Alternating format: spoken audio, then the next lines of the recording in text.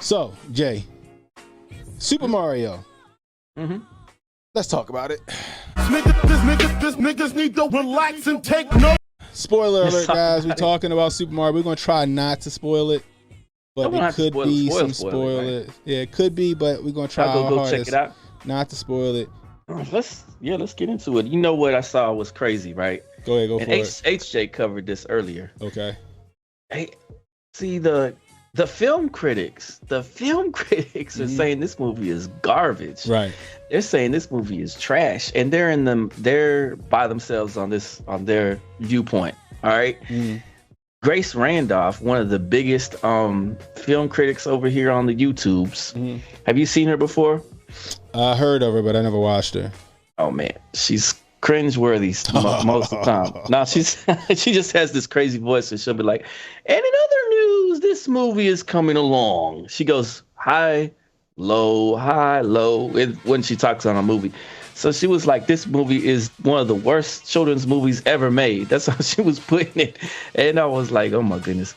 So what the man, what they wanted was fake. They wanted fake woke in Mario is what they was wanting real bad. The critics were. Audiences were like relieved to see it wasn't in there. This movie's made $326 million so far. Yeah. When I went to go see it at the IMAX, we probably had 300 something people in there or more. Oh, I know every little section had people in it, but we were in the IMAX section, you know what I'm saying, the 500 seat section. Yeah. So we were enjoying it, and lots of cheering and clapping at the end of the movie, and it really was filled with a lot of nostalgia, right? Like 1990s nostalgia. Like I was sitting there like, man, this would be something that as a little bitty kid I would have went crazy for. I'd have been like, that movie was so good, you know, the Easter eggs showing the Nintendo games and stuff like that. But back to Grace Randolph and her ilk. Real quick.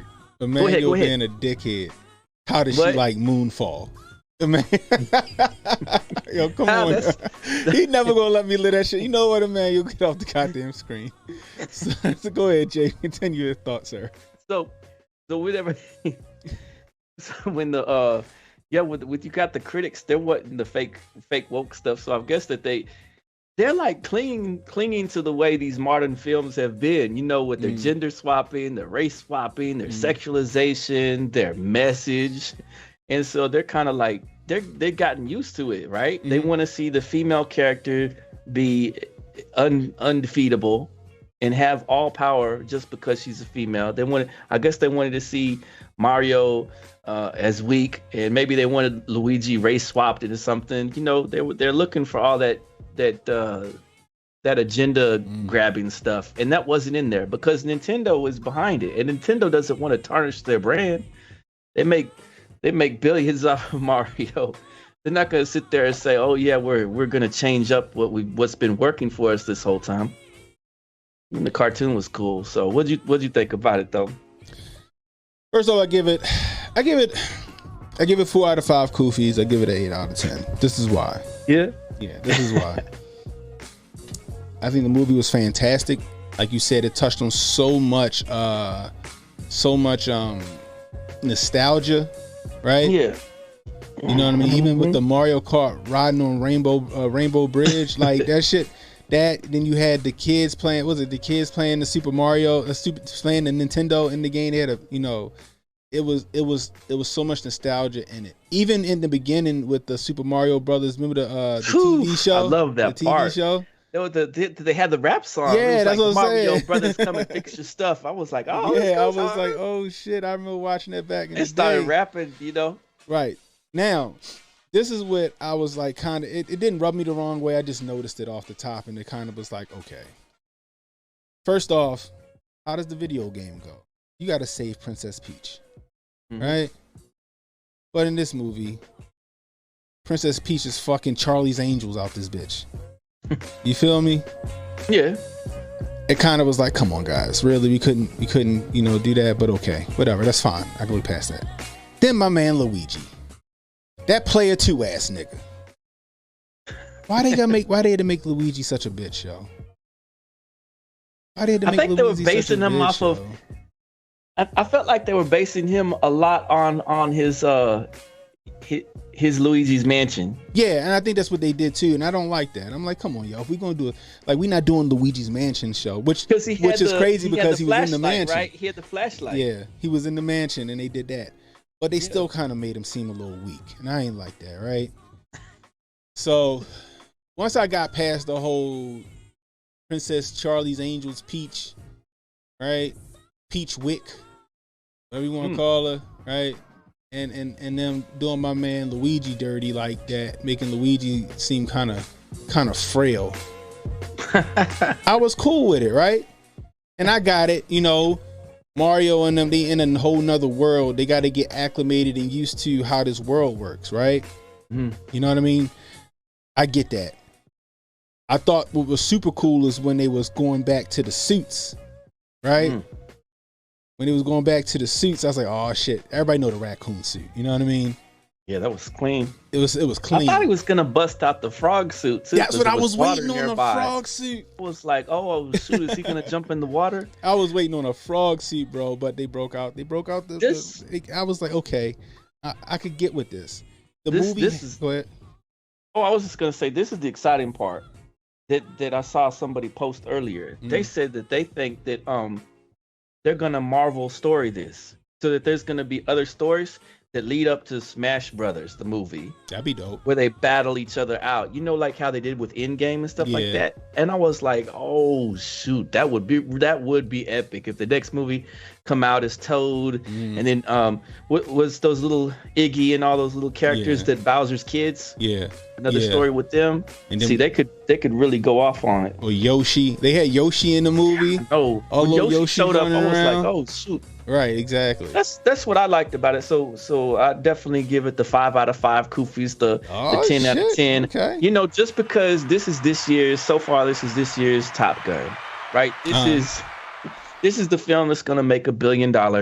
This is a film that flies in the face. It's anti-fake woke. It really is. It flies in the face of all those agendas because there's little things to it, but it's not like the in-your-face stuff that we're getting used to. That we've been inundated with it. Exactly. You saw we saw the families coming back to the theater.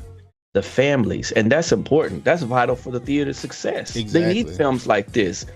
See, when you get these films, like look, the trailer just dropped for Brie Larson's Miss Marvel, right? Did you see that? No, I didn't. All right.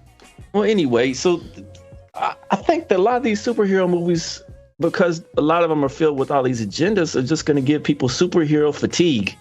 They'll be like, I've had enough superhero movies for a minute. Let me see something else that I can just sit back and relax and enjoy without being inundated with all these messages being thrown at me. Right. And all this chastising, right? Yeah. These movies, a lot of them really talk down to the audience like they're just stupid. They talk down to you.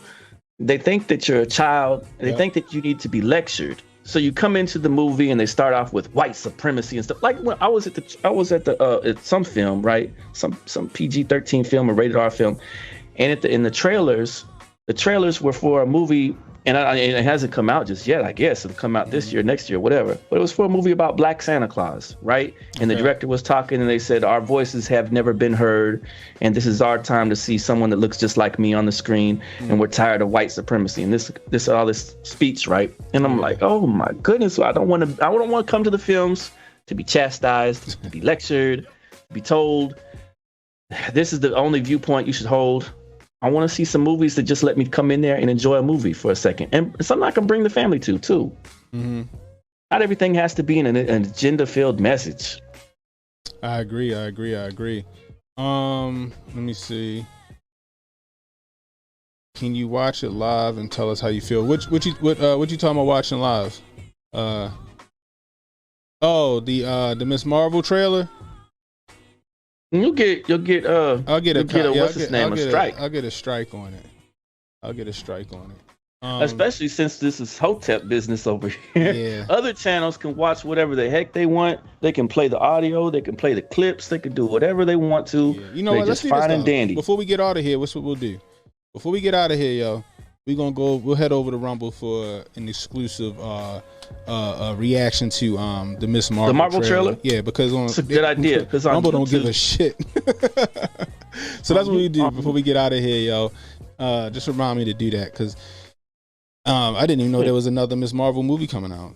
But yeah, Brie Larson, Miss Marvel movie. Yeah. So we'll do that, yo. We'll do that on Rumble. We're gonna do a whole Rumble joint.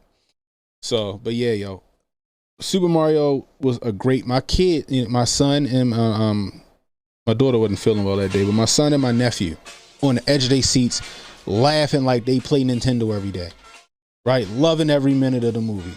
Every minute of the movie, right? Other kids, little boy behind me, I was getting a little upset because this little nigga wouldn't stop talking through the movie. But I was like, you know what? Huh? He was so excited to see stuff. He was so excited, right? So all these kids in the theater, it was good to see that. And it was good to see that they wasn't inundated with all of the agenda. Like, for example, right? I just watched Shazam, right? This the new one. And one of the kids wants to be LGBT or whatever, right? They got to throw that in there, and they make it known. But other than that, Shazam wasn't too bad. But they didn't have any of that shit. That's what they wanted. See, that's what these film critics, the national ones that work for Hollywood, they wanted Toad to come on the screen with his black husband. Right? Yeah, exactly. You know what I mean? Like, and that's the thing, right? You had, the most people could get outraged about was trying to say that Bowser was a simp, and that Princess Peach was too much of a strong pog. You know what I mean? And that was about it. So I was like, nah, it was a good movie. Like, okay, I wish it could have been like more traditional Mario. You got to save Princess Peach, right? But at the same time, even in Super Mario 2, Princess Peach was a main character. So I can't even really get mad at that. But that's how you know a movie's gonna be a good movie too, Jay. Anytime you go to Rotten Tomatoes and the critics give it some bullshit score, but then the audience gives it a great score. Audience is like 97%, and the critics is like 26%. Something. And if I see that the audience gave it a shit score, but the critics said it was fucking great, I'm like, okay, that's a horrible movie. Gotta question it. Yeah. Definitely gotta question it. There's disconnects, and I get it. There's gonna be disconnect. Like, there's certain films I think that they might hold up under certain viewpoints or something like that. They might for different artistic purposes or reasoning. So that's what differs too. Cause like you could go see a movie that's really artsy, and then you could be like, okay, I'm getting this and that and a third out of it. Those ones that want to delve into the Rorschach, kind of stuff. They want to delve into the traits of Jung and all that. But when you're just wanting to watch a theater enjoying the experience, like your Top Gun Part 2, best film of last year, right? Then that's what the disconnect continues to be, because they're not seeing the perspective of their general audience. And what's funny too is I can't imagine they're probably watching this stuff on screeners. Maybe they're even watching it, on their little handheld and at the house. You feel me? Right. Shoot, they're not getting the experience sitting at the theater, sitting in the theater with all those kids and all those people in there cheering and clapping and standing. I mean, it's a whole another ball game. I think you get the atmosphere. Here, Manuel. Here, yo. This is what Moonfall got on Rotten Tomatoes: 70% from the audience and 35%. Niggas need to relax and take notes.